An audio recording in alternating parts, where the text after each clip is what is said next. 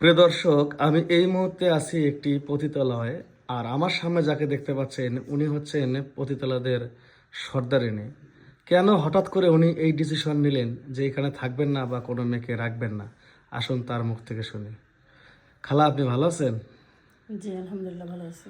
আচ্ছা খালা, আমি যতটুকু জানি যে এখানে টাকার বিনিময়ে অনেক কিছু লেনদেন হয়। হ্যাঁ, একে ধনী গরিব সবাই এই সবাই জায়গায় আছে। আসে এবং অনেক জনে টাকার বিনিময়ে কাজ করে আর অনেক জনে টাকার বিনিময়ে কাজ দেয়। সত্যি। তাহলে আপনি কেন হঠাৎ করে এই ডিসিশন নিলেন যদি একটু বলতেন? আমি হঠাৎ করে ডিসিশন নেওয়ার কারণ হয়েছে যে দেখো, আমি একটা সময় অনেক কষ্টে পড়ে এই লাইনে আসছিলাম। তা আসার পরে নিজের মতো করে সব কিছু গুছাই নিছি। আমার আন্ডারে কিছু মেয়েও ছিল। তো একটা সময় অনেক কিছু চিন্তা ধারণা করলাম যে আসলে এই রাস্তাটা একটা পাপের জগৎ। ঠিক আছে, যার জন্য আমি সব মেয়েদেরকে ছুটি দিয়ে দিছি। আর এইসব লাইনে আমি আর কোনো কাজ কাম করবো না। প্লাস মানে আমি এটাকে বন্ধ করে দিতে চাই। এই যে খালা, আপনি যে বললেন মেয়েদেরকে ছুটি দিয়ে দিছি, ছুটি কি মানে সামরিক বরখাস্ত ওদেরকে, না একবারের না জন্য না, একেবারে ছুটি? একদম একবারের জন্য ছুটি দিয়ে দিচ্ছি। মানে ওনারা আর এখানে আসবে না? না, আর আসবে না।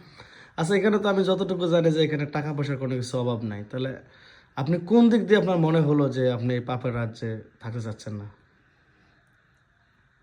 দেখো, একটা দিক তো মানুষের মনে হয় যে দেখো, মানুষ বলতেই মরণশীল।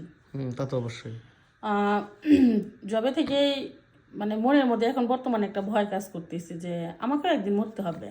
এখন হয়তো বা পেটের জন্য এগুলো করতেছি, বাট বুঝোই তো একটা মানুষের যখন উপরে গার্জিয়ান থাকে না, সে মানুষটা কোন দিকে যায় দাঁড়ায়, তখন তার একটা না কিছু বাইসে নিতে হয়।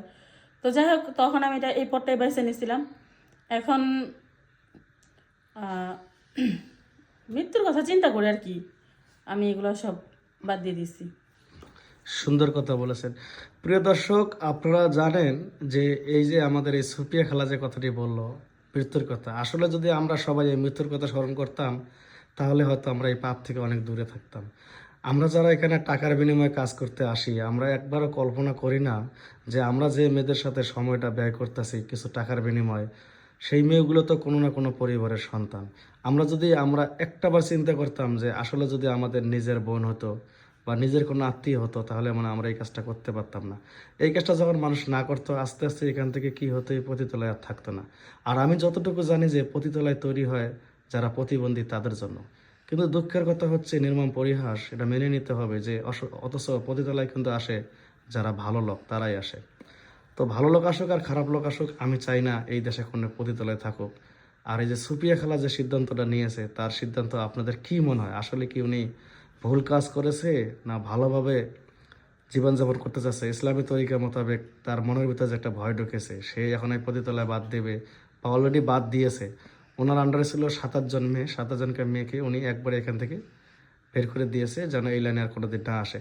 আচ্ছা খালা, আমি যতটুকু জানি যে আপনার জমানো টাকার থেকে আপনি নাকি এই 7-8 জন মেয়েকে কিছু কিছু টাকা দিয়েছেন। হ্যাঁ, কিছু কিছু টাকা আমি দিয়েছি ওদেরকে তো চলার জন্য। দর্শক বুঝতেই পারছেন যে আসলে উনি এতদিন ধরে যে কিছু টাকা জমিয়েছিল, সেই টাকাগুলো উনি নিজের সুখ, নিজের শান্তির জন্য আর কি রাখে নাই।